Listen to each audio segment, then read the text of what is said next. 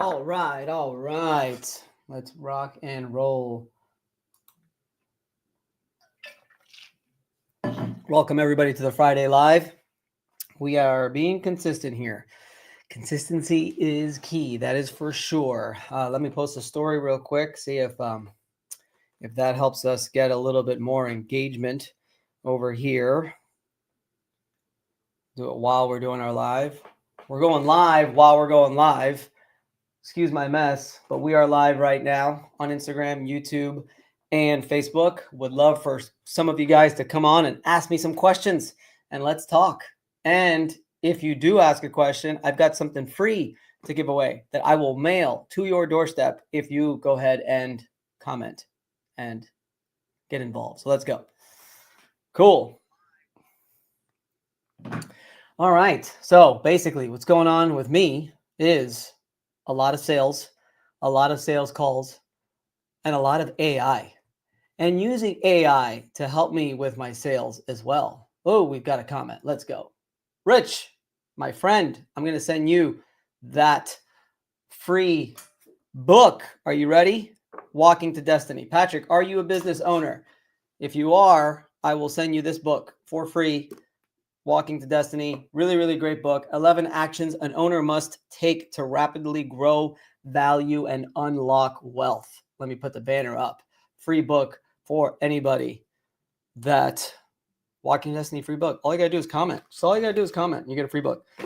So what I've done as far as AI and sales is concerned is I have something that's been nice, Patrick. Awesome. Cool. Send me a message on here, or find me on Instagram, shoot me a message, and I will go ahead and mail you that book. Hopefully you should have it by next week. Have you guys been using the projects feature on ChatGPT? I believe it's called Spaces with the other one, though I can't remember the name of it now. Projects. With ChatGPT 5, it's gotten so much better. What I did is I created a project called Sales Team. And before doing anything with the Sales Team project, I uploaded 5 files. Those 5 files are the sales playbook that I created, our sales framework, our SOP for our openings of pitches, SOP for our closing of a client, and also the making of the offer, post-close, follow-up, and objection handling. Like I've got all these scripts, all kinds of stuff. And luckily it was given to me by my coach, and I just adjusted it with AI to make it suit sort of my offers and my business needs. And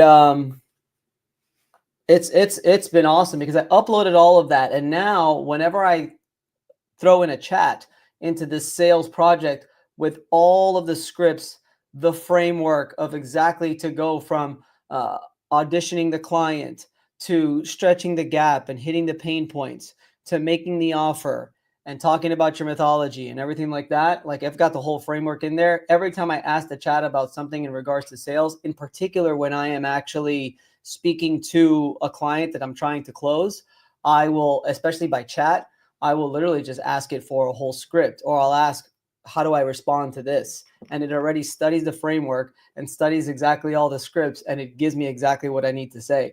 And honestly, it's been working tremendously. I got a close today. I literally closed the deal today, and I'm pretty excited about it. So it had been a while since I had closed the deal, but I'm looking forward to using it now because I do have people that I've sent out contracts and I'm waiting for them to sign. And, you know, I want to follow up with them, but I want to follow up strategically. And typically I would just follow up. Hey, did you get the contract? Hey, are you there? Now, instead, I'm going to use AI to say, this is where it's left off. How should I sort of touch base? How should I follow up? How often should I follow up? And I did it in a conversation yesterday on Instagram. And now the guy did ghost me after a very nice long conversation. But the point is I was going back and forth with AI through my sales team project, and it was just giving me fire responses that I was able to respond, keep the conversation going, and lead him into the actual close. So learning a lot about sales in the last 3 months, because quite frankly, when you're selling public adjusting services, it ain't sales. I mean, it's sales. It's a hustle. It's definitely a hustle, and sales is a hustle. You got to get out there and get after it and do whatever you can to get as much business as possible. But hey, Vince, have you pivot from public adjusting, Chris? Pretty much. Yeah, to be honest, I'm not really signing many claims these days, but I do have the public adjuster mastermind. And what I teach in our mastermind is claims have been slow. Yeah. What I teach in the mastermind, Chris, is business. I teach basically how to properly scale your public adjusting business. I'm trying to get the public adjusting community away from the claims only, commission only model, where public adjusters should be selling a product. I believe that product should be the claim package or an inspection package. And also, if you live in a state where you could still sign a public adjuster contract and charge a retainer instead of a commission, I do believe that's the way to go. That's the best way to be successful these days as a public adjuster. But and also that's what I teach at our public adjuster mastermind. I love the public adjuster mastermind. It's fantastic. And on Wednesdays, that's on Mondays. On Wednesdays, Jeremy Lavelle, which I believe is the smartest claims guy in the country, Jeremy Lavelle teaches claims on Wednesday, and he teaches claim strategy. He teaches the frameworks on how to properly conduct an inspection, create a claims package, submit it to the insurance company, how to argue and follow up, and what's the word I'm looking for? Debate with the insurance company.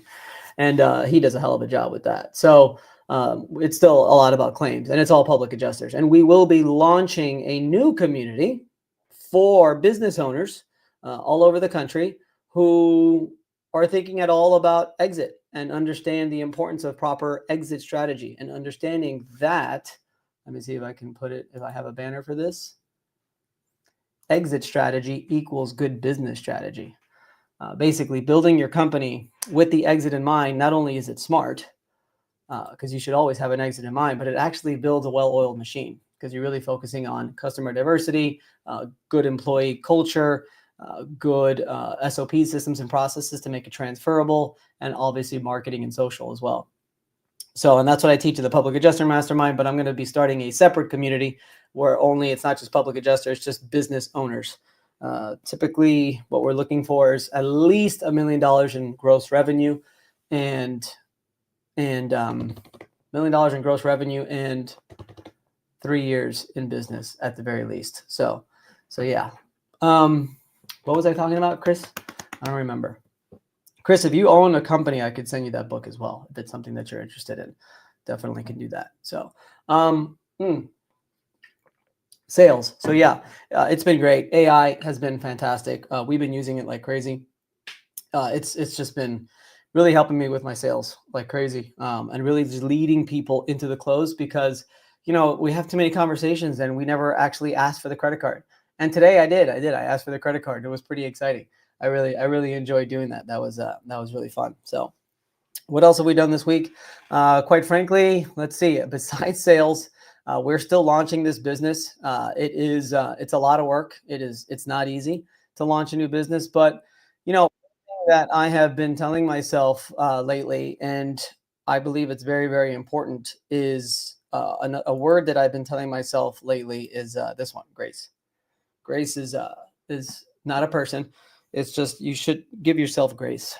We put a lot of pressure on ourselves, and I think social media has a lot to do with that. You get a lot of FOMO on social media. You think everybody's just like super successful and zillionaires and all of these things. And we put a lot of pressure on ourselves, and it makes you burnt out. It makes you exhausted. It makes you depressed. It makes you negative. And, you don't always have to be going balls to the wall. And there's always going to be somebody that's more successful than you are. And if you are just not up for it, or if you're just not feeling it, I think it's okay to take a break. I think it's okay to give yourself grace. It's something that I've actually been giving myself a lot more of lately, especially with the launching of this business, where, it takes time. It takes time. And I've been there where I was just nonstop thinking about scaling and growing, and we should be doing this, and let's do this, and let's do that, thinking of things to do all the time, never taking a break, go, go, go, go, go. And guess what? It never got me any further than I would have gotten if I was just a little bit more relaxed. I don't think it made a difference. It really just did not make a difference. And so now, as I'm scaling this company, or just launching this company, we just launched in June, I'm giving myself a lot of grace. I read a lot, but you know what I've been doing a lot more lately too? Watching movies on Netflix and chill a little bit, just disconnect. I think it's important. Sometimes you just need a break. And if you fail at something, just try again. That's all you can do, because it just is what it is, and it's all good. It don't matter. It is all good. What else we got going on? Does anybody have any questions that they want to ask or anything like that? If you guys have a question, you are more than welcome to ask a question. I had a whole plan and I can't find my plan, but that's okay. That's okay. So yeah, get a free book, and that would be awesome. And yes, Rich, give yourself grace. Yes, that's why. Yes, Rich was one who I could tell was a little stressed out the other day, and I'm happy that I was able to help him with that, because yeah, I know that it could be hard. All right, cool. Sorry, I had to get back to that message real quick. But Patrick, where are you from, my friend? Where are you from? Okay, I'd like to know. All right. And then in regards to the exit strategy, like I said, it's important, like I said, that exit strategy is good business strategy, because people don't understand that. There's 4 aspects to that, by the way. There are the human capital, which is your employees, which is very, very important. Making sure that you have a good culture and everybody gets along. Also, having your customer diversity is very important as well. Making sure that you're not reliant on just one customer.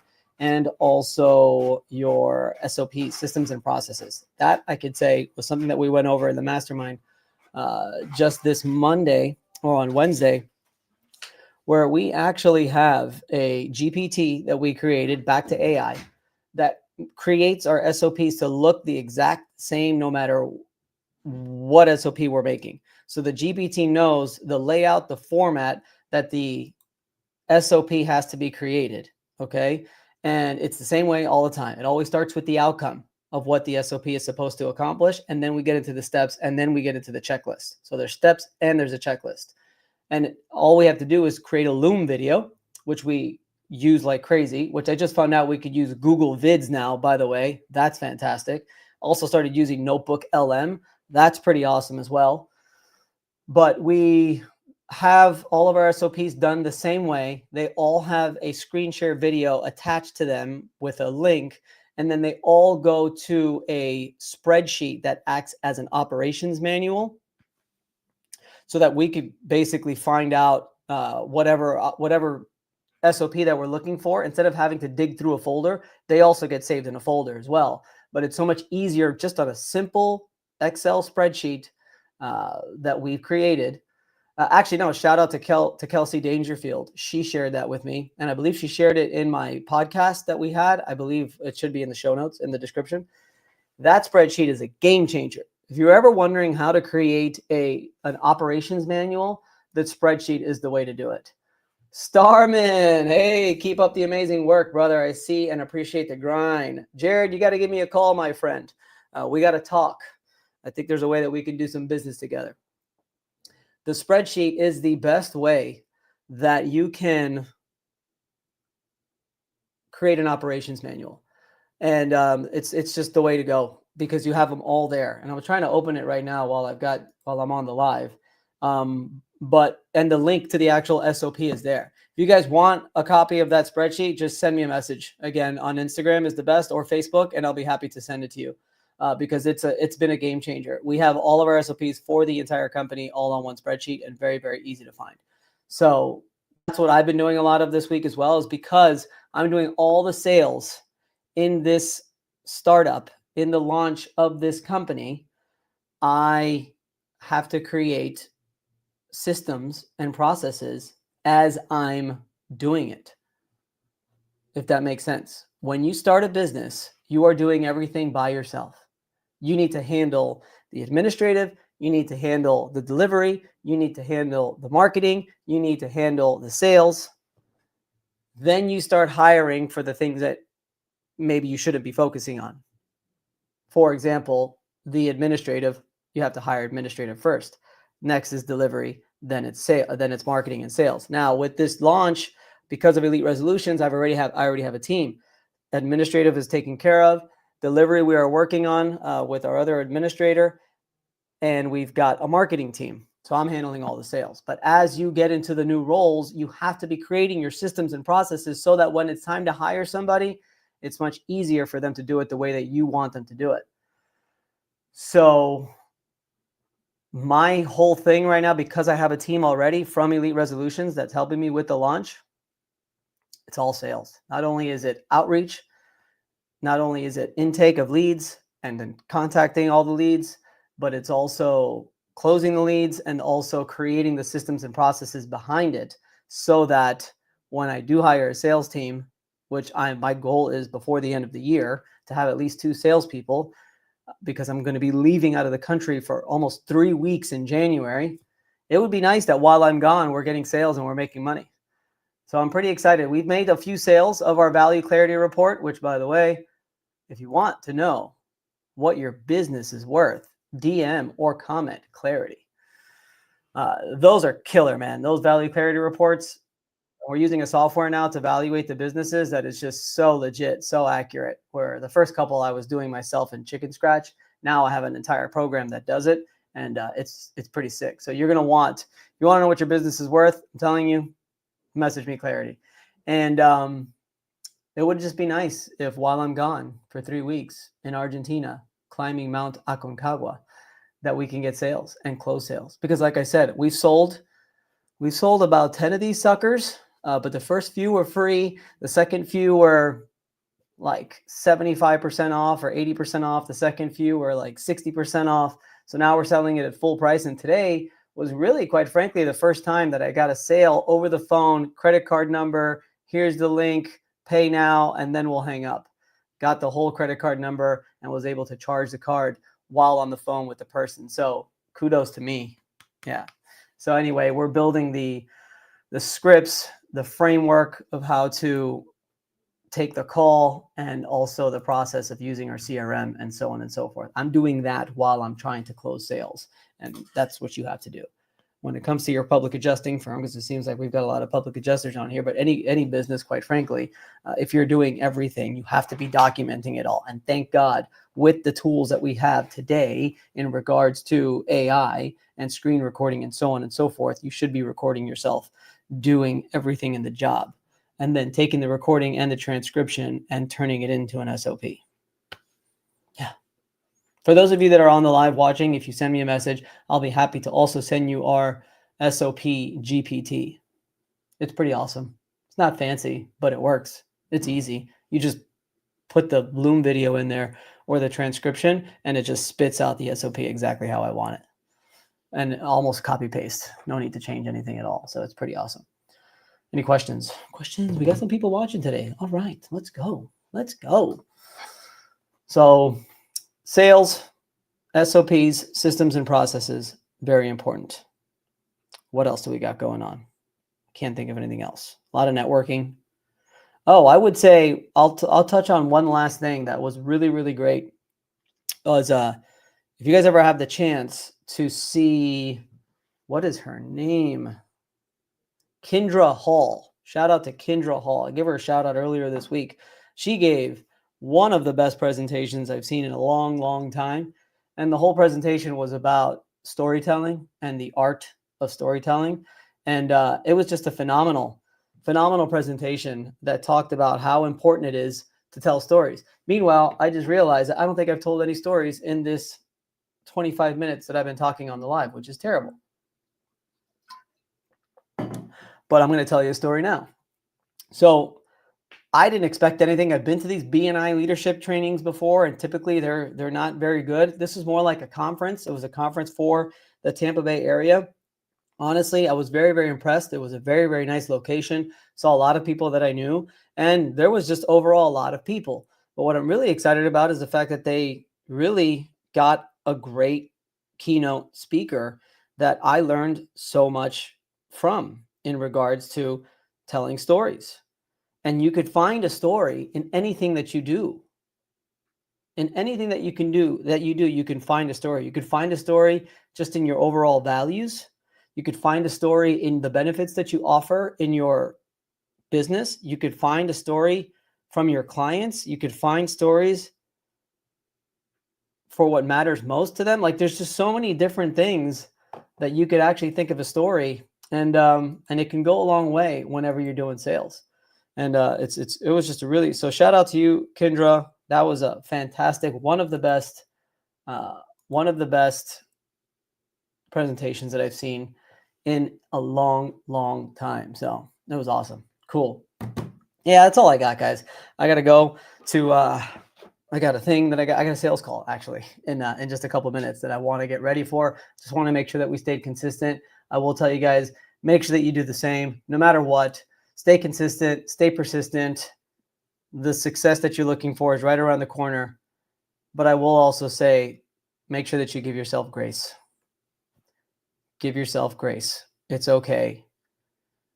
If it's taking too long, that's okay. That's all part of the plan. You'll get there. I promise you. And be grateful for where you've gotten to already.